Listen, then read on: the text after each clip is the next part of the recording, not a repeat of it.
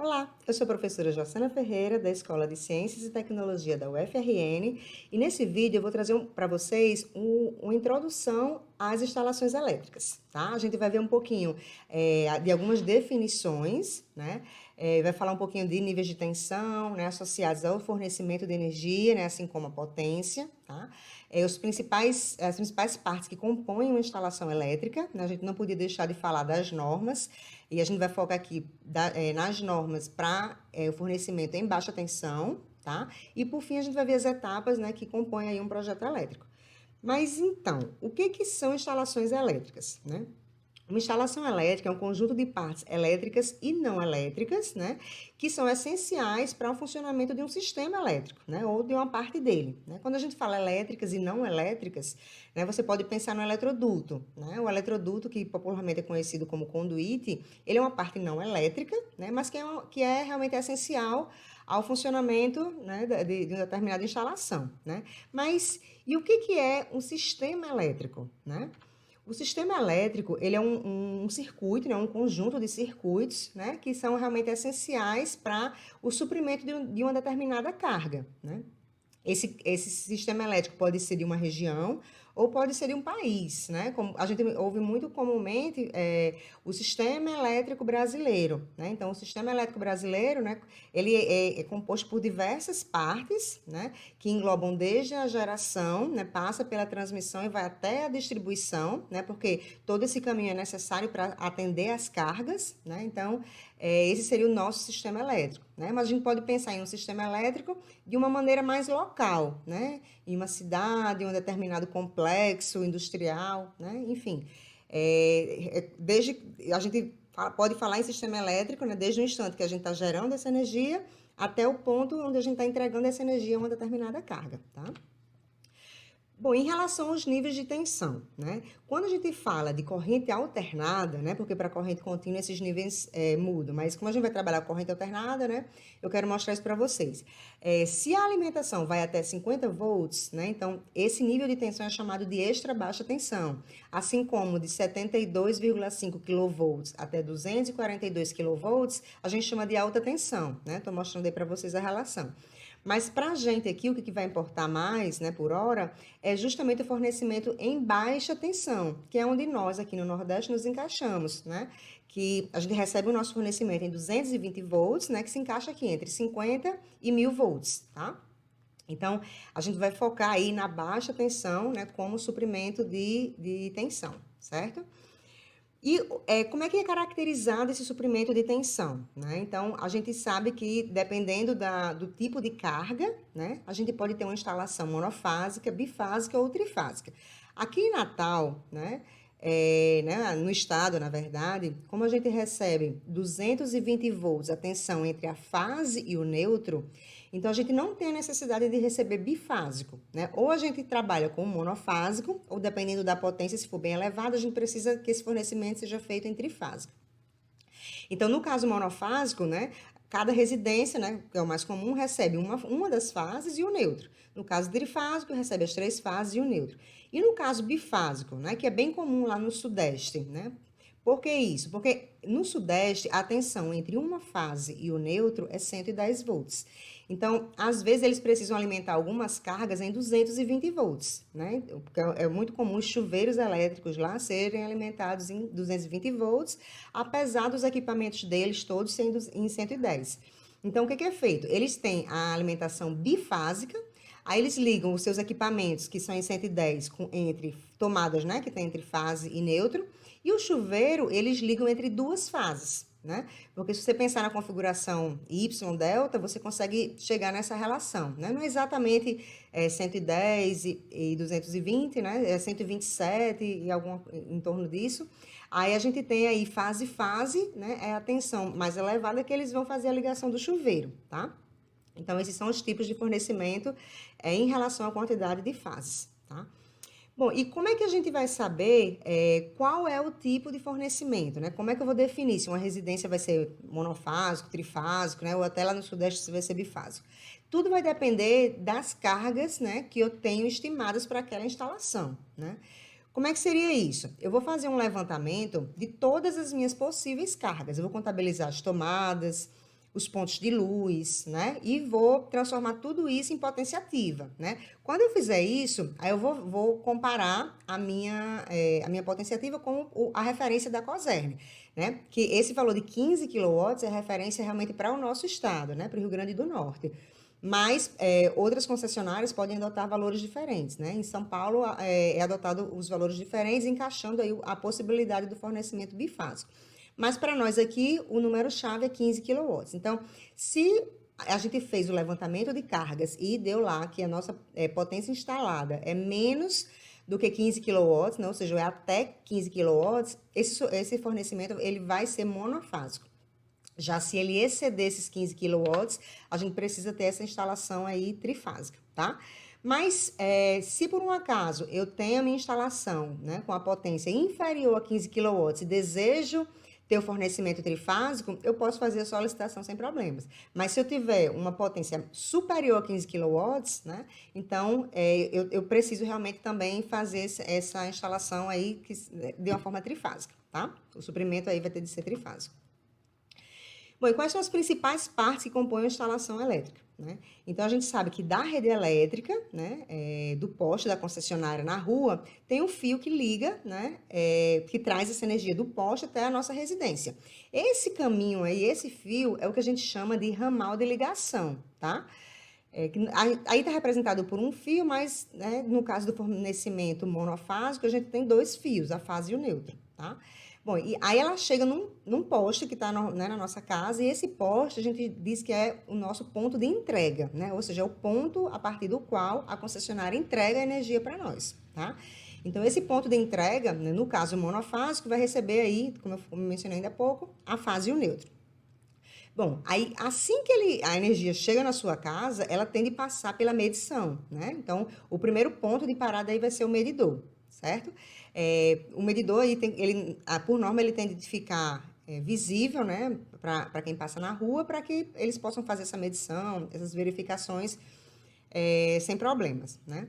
E um outro ponto importante da instalação é o aterramento, né? O aterramento nas residências normalmente é feito com uma haste de cobre ou um conjunto de hastes, né, enterradas na areia mesmo.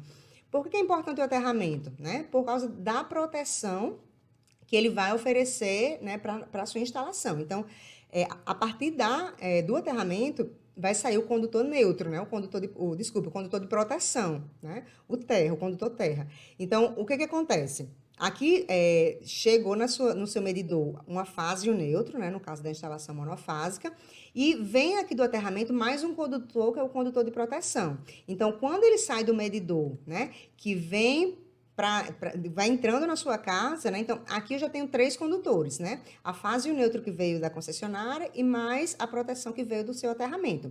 No caso da instalação ser trifásica, então, eu vou receber aqui 4 fios da concessionária, né? As 3 fases e o neutro, e a proteção, né? Que vai vir aqui do meu aterramento. Então, nesse caso, né? Eu teria aqui 5 condutores passando aqui no circuito de distribuição, tá? Bom, do circuito de distribuição, né, esses condutores seguem para o nosso quadro de distribuição. O quadro de distribuição é onde ficam aquelas chaves, né, que são os disjuntores, onde a gente vai habilitar e desabilitar a nossa instalação toda ou parte dela, tá? E a partir dele, né, é que vão ser distribuídos o que a gente chama de circuitos terminais, né? Que vão, de fato, alimentar as cargas, né? Então, nos circuitos terminais é onde ficam os pontos de iluminação, os pontos de tomada, né? Enfim, todas as nossas cargas, tá? Então, essas são as principais partes, né, que vão compor aí a nossa instalação elétrica, certo? Em relação aos itens ainda, né? Falar um pouquinho mais sobre eles, né? As tomadas, a gente divide as tomadas em 2 categorias, né? A primeira é que a gente chama de tomada de uso geral, né? Chama TUG, né? E ela pelo próprio nome, né, passa a ideia de que nessa tomada eu posso ligar praticamente qualquer coisa, né? Então, ele tem esse nome de uso geral porque eu não sei exatamente o que eu vou ligar nessa tomada, né? Imagine que você tem num quarto ou na sala uma tomada, você não sabe se vai ligar um abajur, se vai ligar um ventilador, né? Uma luminária, então você não tem um uso específico para aquela tomada, então por isso que ela tem esse nome. E uma coisa importante para essas tomadas de uso geral é que a gente vai planejá-las de tal forma que a corrente máxima que circule em cada tomada separadamente, né, seja de 10 amperes, tá? A gente volta a falar sobre isso já já. Bom, e o outro tipo de tomada é a tomada de uso específico, né? Por que ela tem esse nome? Imagine que você tem um equipamento, né? Lembre que a gente vai limitar as tomadas de geral uma corrente de 10 amperes. Aí imagine que você tem um circuito que vai alimentar um chuveiro elétrico, por exemplo. O chuveiro elétrico, normalmente, ele tem uma corrente em torno de 25 amperes, né? E também, assim, a tomada que alimenta um chuveiro elétrico não é uma tomada que a gente fique mudando, que a gente fique usando para outras coisas. Então, por isso que ela ganha esse nome, de uso específico. Primeiro, porque ela está dedicada a um determinado equipamento, né? Não vai ser utilizada para outra coisa. E também, nessa tomada, eu posso usar uma corrente, né, maior do que 10 amperes, ou seja, eu posso usar a corrente, né, que vai ser adequada àquele equipamento, tá? Então, são essas duas categorias de tomada. No caso dos pontos de luz, né, a gente tem de prever a potência para esses pontos de luz, né, a gente vai ver aí que depende, né, do tamanho do ambiente, tá?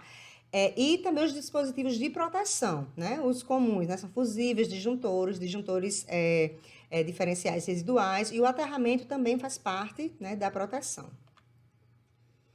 Em relação às normas, quais são as normas que a gente, né, às quais a gente vai se referenciar? Né? Primeiro, a NBR 5410, né, que é a que rege as normas para instalação em baixa tensão, né, que é o que a gente vai trabalhar, tá? Lembrando que há as normas técnicas, né, que é o caso da 5410, tem poder de lei, tá? Ou seja, quem infringir está sujeito aí né, às sanções previstas, né, no Código Penal, né, no Código de Defesa do Consumidor, tá?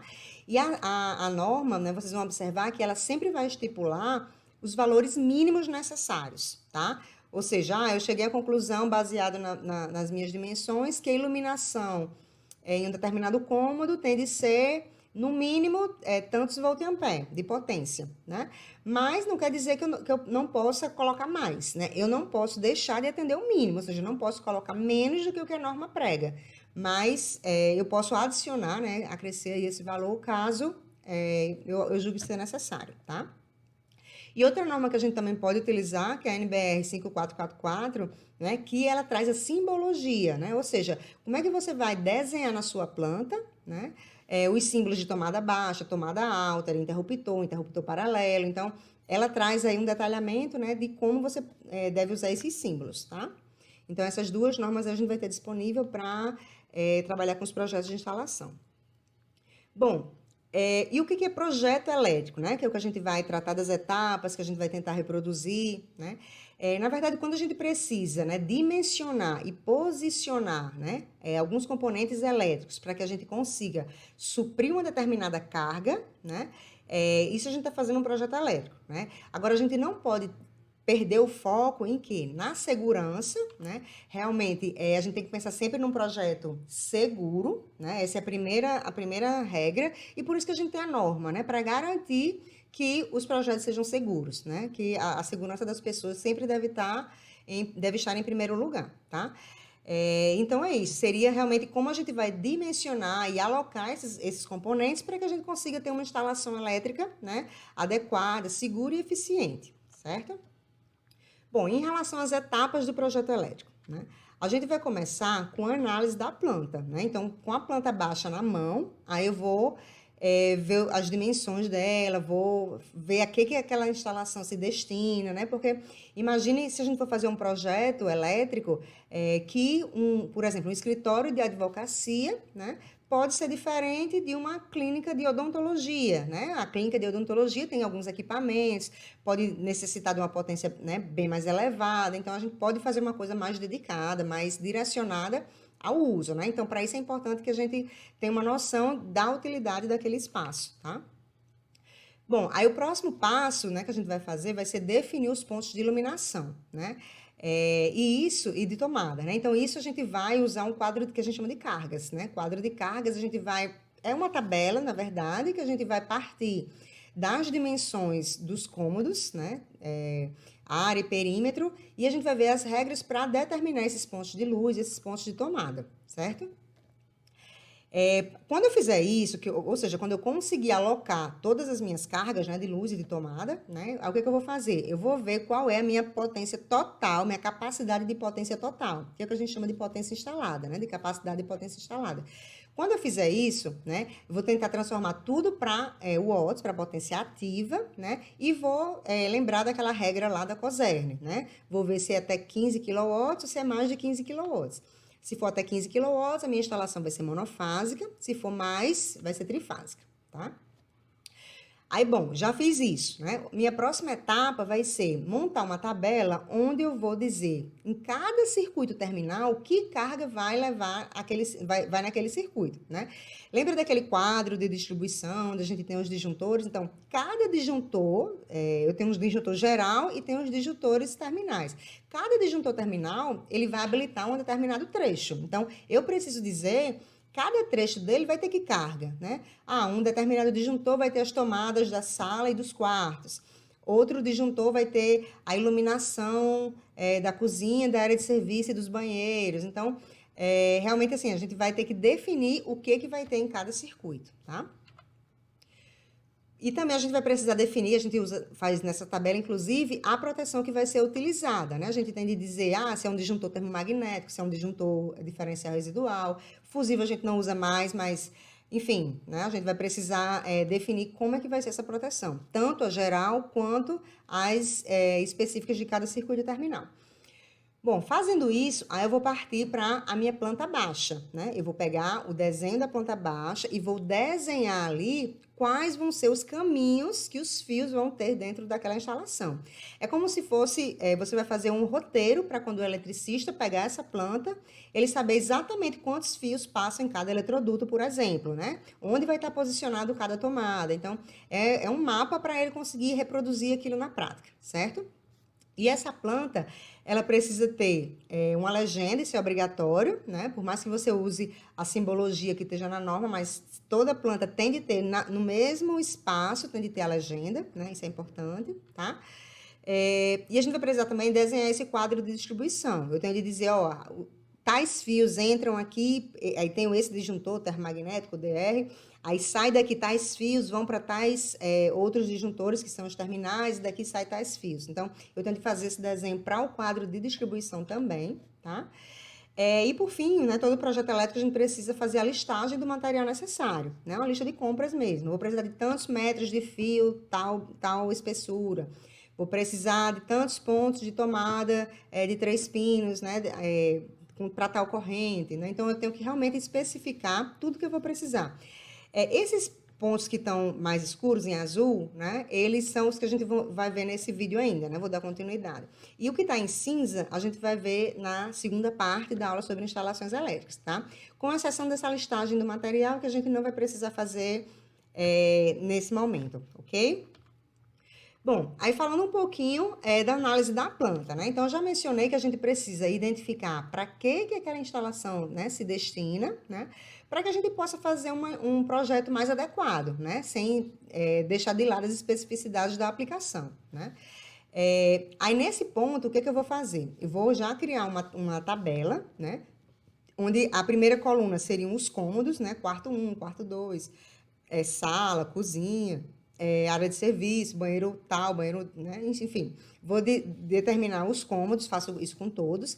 Aí eu vou ter que acrescentar mais 2 colunas, um para a área de cada cômodo e outra para o perímetro de cada cômodo, tá? Por quê? Porque a área vai dizer quanto a gente vai ter de pôr de iluminação e o perímetro de tomada, tá? Então isso é importante nessa primeira parte. Bom, aí como é que a gente vai definir os pontos de iluminação, né? Então, tem algumas regras, eu já vou começar a mencionar algumas regras que estão na norma, né? É tipo um resumo, mas é importante que vocês dêem uma lida na norma para ter mais segurança, né? Fazer as coisas com mais propriedade, tá? Mas eu vou destacar os pontos que eu considero mais importantes aqui. Bom, primeiro, pelo menos um ponto de tomada no teto, né? Comandado por um interruptor, né? Isso parece meio óbvio, mas tem de estar na norma, né? Eu trouxe aqui para vocês. Se vocês usarem uma arandela, né, que é aquela luz que fica na parede, normalmente no banheiro é bem comum, né? Se você usar uma arandela, Essa arandela ela tem de ficar, né, prevista em norma, pelo menos 60 centímetros de alguma área com água, né? Então, se você colocar no banheiro, então você tem que garantir que essa arandela, esse ponto de luz, esteja pelo menos 60 centímetros do box, né? Um exemplo aí. E como que a gente vai determinar qual é essa potência, né, de iluminação? Bom, para isso a gente vai precisar se basear na área dos cômodos, né? Então, a gente vai fazer o seguinte: para cada 6 metros quadrados inteiros, a gente vai determinar um ponto, que o ponto tem um ponto de tomada e ele tem 100 voltamperes, tá? Se a área for menor do que 6 metros quadrados, a gente vai considerar um ponto de tomada com a capacidade de 100 voltamperes, né, no mínimo, tá? E o que eu faço se for mais, né? Se tiver os quebrados. Então, o que eu vou fazer? Eu vou considerar os 6 primeiros metros quadrados e vou considerar parcelas de 4 metros quadrados. Então, os 6 primeiros metros quadrados eu já garanto 100 voltamperes. E a cada 4 metros quadrados que eu vou completando, então ele tem que estar completo, né? Eu vou adicionando 60 voltamperes, né? De capacidade de potência aí para esse ponto, tá? Então, por exemplo, se eu tenho 7 metros quadrados, eu vou ter 100 voltamperes. Por quê? 7 metros quadrados é 6 metros quadrados mais 1. Os 6 metros quadrados eu atribuo 100 e 1 é uma fração, eu não conto, tá? Então, se eu tiver 7, 8, 9 metros quadrados, então eu só preciso colocar 100 voltampere. Mas, a partir de 10, por exemplo, aí eu já tenho 6 mais 4. Então, como eu completei 4, eu já adiciono aí mais 60 voltamperes. Mas lembrem-se que isso é o mínimo, né, que a norma exige. Então, você pode colocar mais, né? Mas sempre lembrando que se eu colocar mais, isso vai aumentar um pouquinho o custo da minha instalação, né? A gente tem sempre que fazer essa ponderação, tá? E em relação aos pontos de tomada, né? Então, como é que a gente vai determinar a quantidade e as potências? Primeiro, para as tomadas de uso geral, né? Então, toda tomada de uso geral, né? A gente vai usar aí 100 voltamperes, né? A gente tem algumas regras, né? Isso aí se encaixa para as áreas que eu chamo de sociais. Então, a gente vai ter duas regras diferentes, né? Para essas áreas sociais, que são quarto, sala, corredor, e para as áreas que eu chamo de serviço, né? Que é cozinha, lavanderia, copa, né? Área de serviço em si, tá? Então, a gente vai ter regras diferentes. Vamos ver aí como é que vai ser. Então, para as áreas sociais, a gente vai usar uma tomada de 100 voltampere, né? Em cada ponto que a gente definir. E como é que eu sei quantas são? Para uma área menor do que 6 metros quadrados, eu ponho um ponto de tomada com 100 voltampere, ok, né? Não preciso me preocupar com mais nada. Mas se aquele cômodo tem uma área superior a 6 metros quadrados, o que vai acontecer? Aí sim eu tenho as duas regras, uma para a área social e uma para a área de serviço. A área social, eu vou contar a cada 5 metros, ou fração, né? Eu vou adicionar um ponto. Então, se eu tenho, por exemplo, 5,5 metros, né? Eu tenho 5, vou adicionar 100. E o meio, né? O meio metro, eu adiciono mais um ponto também. Cada quebradinho que aparece, né? Eu adiciono mais um ponto. Então, se eu tenho 10 metros de perímetro, eu vou ter 2 pontos de tomada. Se eu tenho 11, eu já vou ter 3, tá? Então, para as áreas sociais, essa vai ser a regra. E cada ponto, né, dessas áreas sociais vai ter 100 voltamperes, é padrão, tá? Não tem variação. Isso muda para o caso das áreas de serviço, porque realmente são locais onde a gente usa equipamentos mais pesados, com mais potência, né? É mais comum. Então, qual que é a regra para essas áreas de serviço? A regra é a mesma, né? Tanto ou fração, né? Só que o que muda é justamente qual o parâmetro, né? Para as áreas sociais é a cada 5 metros ou fração, mas para as áreas de serviço, essa distância cai. É a cada 3,5 metros ou fração, eu vou adicionar um ponto de tomada, tá? Ou seja, se eu tiver 6 metros, né? Aí eu tenho 3,5, né? E sobrou aí 2,5. Então, eu vou adicionar um ponto de tomada mais outro. São 2, tá? Se eu tenho até 7, são 2. Se eu tenho 7,5, aí eu adiciono 3, né? Porque 2 dá 7, né? E uma fração, né, de meio, que eu adiciono mais um também. Em relação à potência para essas áreas, também muda, né? Nas áreas sociais, a gente sempre adicionava padrão, 100 voltamperes para cada ponto. Já nas áreas de serviço, eu vou ter que fazer uma ponderação aí. As 3 primeiras tomadas, os 3 primeiros pontos, eu atribuo 600 volt-ampere. E cada fração, eu vou, né, cada excedente, digamos assim, né, eu vou adicionar 100 volt-ampere. Então, por exemplo, se eu cheguei à conclusão que na minha cozinha precisam ter 4 pontos, isso vai me dar 1.900 volt-ampere, né? Por quê? Porque se é 4, eu tenho 3 mais 1. Os 3 primeiros, cada um vai ter 600, isso vai me dar 1.800 volt-ampere. E o quarto ponto, eu vou atribuir 100 volt-ampere, né? Aí eu adicionando vai dar os meus 1.900. Se eu tiver 5 pontos de tomada, eu vou ter 3 de 600 mais 2 de 100, né? Então, os 3 primeiros 100 e todos os demais... Desculpa, os 3 primeiros 600 e todos os demais 100 volt-ampere, tá?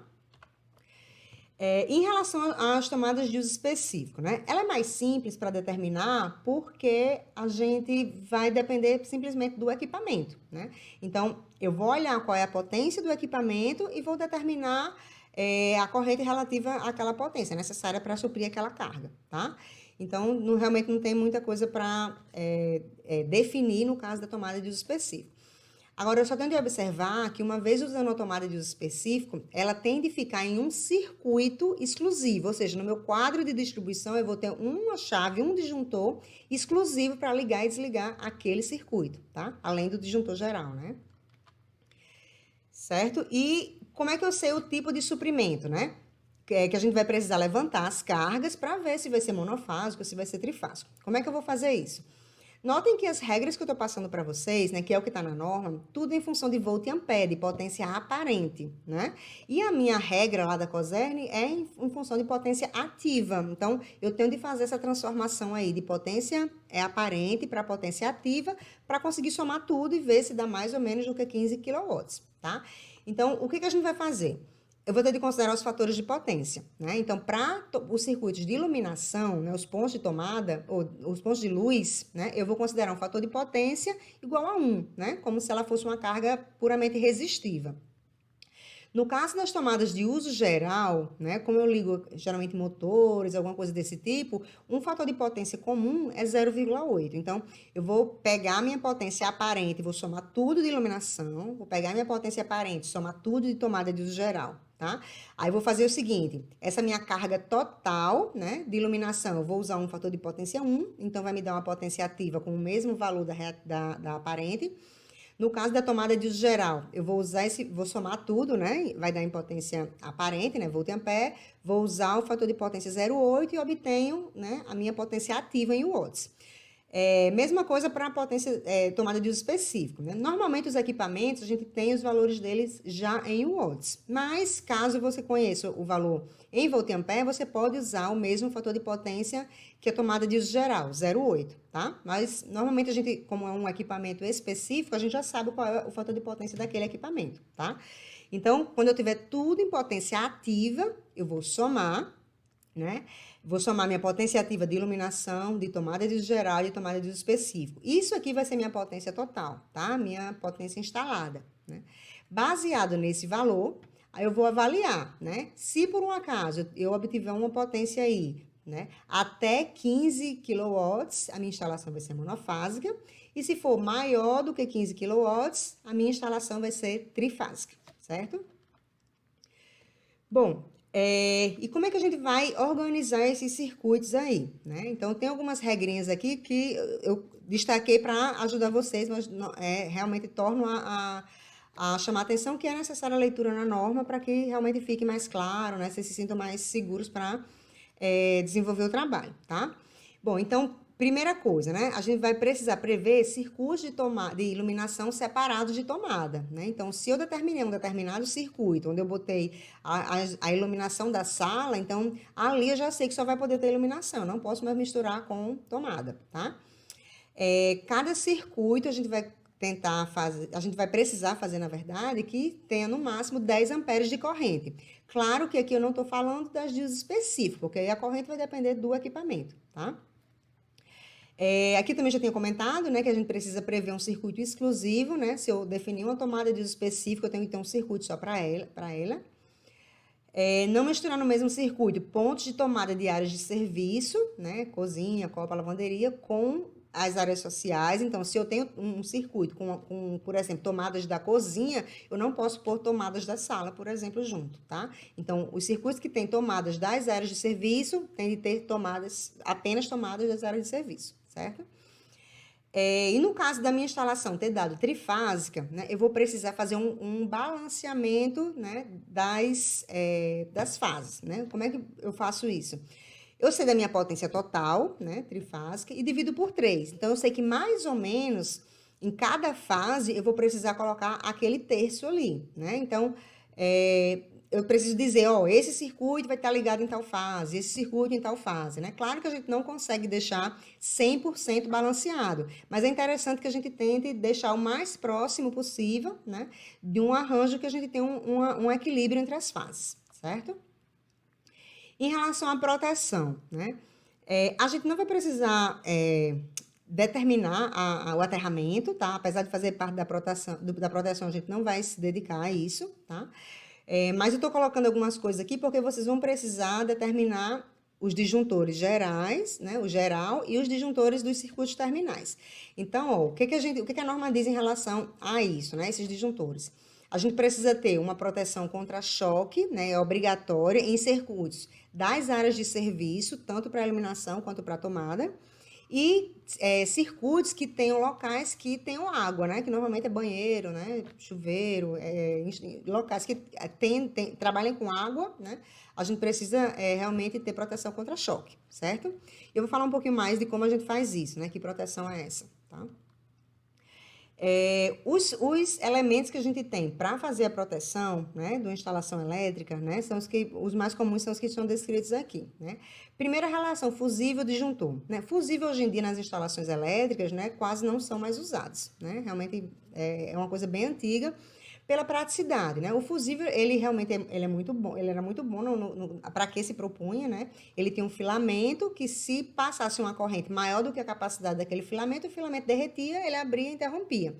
Qual era o problema? Que para restabelecer a energia, a gente precisava retirar o fusível e pôr um outro no lugar. Né? Já o caso do disjuntor, né, que substituía os fusíveis, é só uma chave. Então, se ele desligar, né, por algum inconveniente, alguma falta que já tenha sido sanada, né? A gente tem que se certificar antes de religar que o problema que causou já foi resolvido, né? A gente religa simplesmente, né? Então, realmente é bem mais prático. E a gente tem alguns tipos de disjuntores, né? O primeiro é o termomagnético, né? Que ele oferece uma proteção contra sobrecorrente, né? Então, se um determinado disjuntor, a capacidade dele é 40 amperes, por exemplo, se a gente faz passar através dele uma corrente superior, ele abre, tá? Então, essa basicamente é a ideia, né? Normalmente, esses disjuntores têm proteção contra sobretemperatura também, por isso esse nome aí, termomagnético. O disjuntor diferencial residual, né? O DR, né? Então, o DR, ele traz uma proteção contra choque, tá? Que eu vou mostrar como é que funciona já já. E a proteção contra sobrecorrente também, né? Ou seja, ele tem essa proteção que o DTM tem, né? Que se a corrente exceder um valor, ele vai abrir, tá? E além disso, ele também tem a proteção contra choque, né? Ele realmente é o mais completo. E a gente tem o interruptor diferencial residual, né? O IDR, que na verdade ele atua da mesma forma que o disjuntor diferencial residual, só que ele não apresenta a proteção contra sobrecorrente, ele só traz a proteção contra choque, tá? Aí depois eu vou mostrar por que a gente usa o DTM e usa o IDR, né? Porque você pode pensar, poxa, se o DR, o disjuntor diferencial residual, ele traz a proteção completa, por que a gente não usa só ele, né? Eu vou mostrar já já. Primeiro funcionamento, né? O DTM, né? O termomagnético, né? Vamos supor que eu tenha aqui a minha instalação monofásica, né? Então, fase, neutro e proteção. A ligação do DTM, né? Ele é um dispositivo monopolar, isso quer dizer que ele só aceita um condutor, tá? E tem sentido, por quê? Porque eu só preciso saber que se a corrente que está ali é maior do que a especificada. Então, se eu passar a fase aqui, eu vou saber. Se essa corrente que passa na fase for superior à capacidade dele, né? Ele vai disparar, tá? Aí, vamos supor que eu queira alimentar uma carga, né? Liga esse disjuntor, né? Então, a corrente, né? Vem da fase, passa pelo disjuntor, vai para a carga e volta pelo neutro, né? Então, basicamente é assim que funciona o DTM. Se, né, novamente, eu tiver uma sobrecorrente, né, uma corrente a mais, maior do que a capacidade, ele vai disparar, ele vai abrir, né? Se não tiver nada, nenhum problema permanecer, eu posso simplesmente religá-lo, né? E assim ele vai funcionar. Já o DR, o disjuntor diferencial residual, ele, para o caso monofásico, ele é bipolar, né? Porque ele aceita 2 condutores, né? Então, como é que funciona esse DR? Lembrem que o DR ele tem a proteção contra sobrecorrente. Então, se por um acaso aqui, na corrente de fase, for uma corrente maior do que a capacidade dele, ele vai abrir também, tá? Isso é a proteção contra sobrecorrente. Mas e a proteção contra choque, né? Como é que ela funciona? Se eu alimento uma carga aqui, né? Então, a corrente vem da fase, né? Passa pelo disjuntor, vai para a carga, né? E volta, né? Passa de novo pelo disjuntor e segue, né, o caminho aí do neutro, tá? Mas vamos supor que alguém tome um choque nessa carga aqui, né? Tem alguma fuga de corrente. Então, o que é que vai acontecer? Essa corrente aqui, que veio pela fase, né? Quando chega aqui, como teve o choque, uma parte dela vem para essa descarga, né? E a outra volta, né? Quando não toda vir para a descarga, dependendo muito da falta, né? Mas o importante é que a corrente que volta pelo neutro não vai ser mais a corrente que veio pela fase. E ele tem esse nome diferencial justamente porque ele mede a diferença da corrente nos 2 condutores, né? Então, se a corrente que vem pela fase é igual à que vem pelo neutro, ele vê essa diferença como sendo zero, então ok, estou trabalhando normal, vou deixar aqui tudo fechadinho.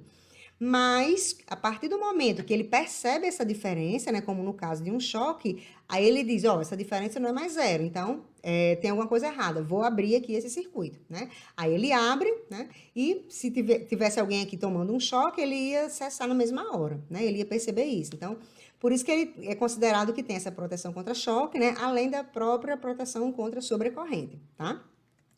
Mas aí, por que a gente não usa, então, só o DR, né? É o valor financeiro, né? Eu peguei aqui esses 2 disjuntores, né? Aqui um DTM, aqui o DR, né? Nesse site aqui. Não encontrei o IDR no mesmo site, né? Mas achei nesse outro, tá? Então, o DTM, isso eu busquei mais ou menos a mesma faixa de corrente, né? O DTM aqui de 50 amperes, o DR de 40 amperes e o IDR, né, de 40 amperes também, tá? Então, aqui o que acontece? No caso do DTM, a gente tem um valor bem baixo, R$ 15. Esses valores foram de julho, tá? R$ 15. No UDR, né, ele vai para 215 com a capacidade parecida, né? E o IDR, ele é mais caro que o DTM, mas é bem mais barato que o IDR. Então, o que acontece? Se eu usar a torta e a direita aqui, o DR, eu vou encarecer muito a instalação, né? Então, é feito um balanceamento aí, né? Ou eu uso um DR mais geral, porque aí eu atendo todos os circuitos, ou então eu posso fazer uma combinação do DTM com o IDR. Eu coloco os 2 em cascata, porque aí assim eu ganho as 2 proteções, contra sobrecorrente e contra choque, né? E lembre que eu mostrei ainda há pouco que a norma prevê que alguns circuitos, né, são obrigados a ter a proteção contra choque, né? Que a gente faz normalmente através dos dispositivos diferenciais residuais, tá? Então, nessa primeira parte era isso, né? Então, até a próxima. Até mais.